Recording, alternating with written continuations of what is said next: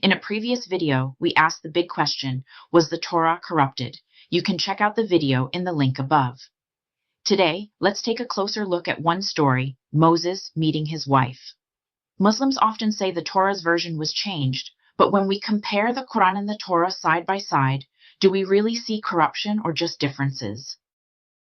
Surah 28. In the Qur'an, Moses comes to a well in Midian, where two women wait with their flock because their father is old. He waters their herd, then prays for God's help. One daughter invites him home. Their father offers his daughter in marriage if Moses will serve 8 years, 10 as a favor. Moses agrees. After his service, he departs with his family. On the way, he sees a fire at Mount Torah, the beginning of God's call on his life. In Exodus, Moses also flees Egypt and sits by a well in Midian. He sees 7 daughters of the priest of Midian. When shepherds drive them away, Moses rises, defends them, and waters their sheep. Their father welcomes Moses into his home and gives him Zipporah, one of his daughters, as wife. Together they have a son, Gershom, whose name means sojourner. Moses remains in Midian shepherding for 40 years. The Torah also gives us Jacob's well story. Fleeing eastward, he finds a well with shepherds waiting to water their flocks. A large stone covers its mouth. When Rachel arrives with her sheep, Jacob rolls away the stone by himself and waters her flock.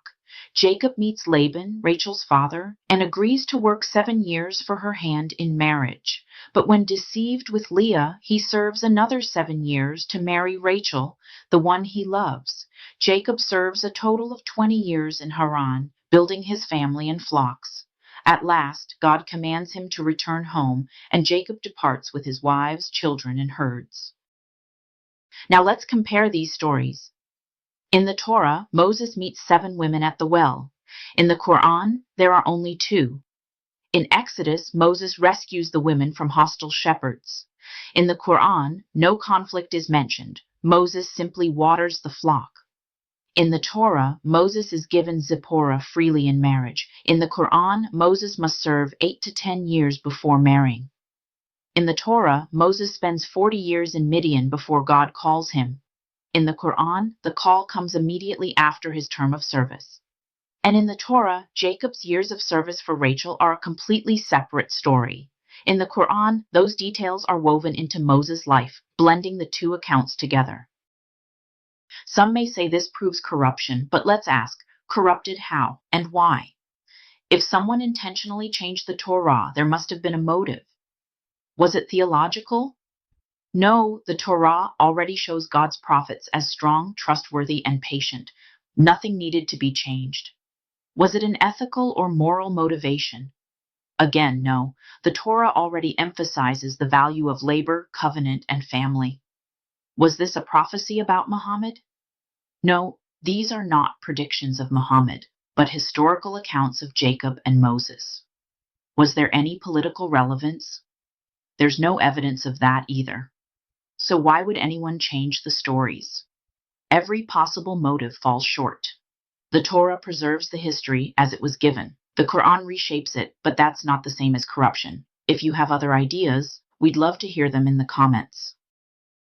In the Torah, Jacob and Moses are separate. Jacob, the father of Israel's tribes, Moses, the deliverer of God's people. In the Qur'an, their stories are blended, reshaping history into a new form. The question remains, what message is gained by changing the story? That's not corruption, it's a different retelling, centuries later. So, are the Torah and Qur'an telling the same story? Not at all. The Torah preserves the ancient history of Israel, with manuscript evidence dating to before Muhammad's time that matches today's texts. The Qur'an reshapes it for its own message. If you're ready to learn, grow, and speak truth in love, join us, subscribe now. The conversation starts here.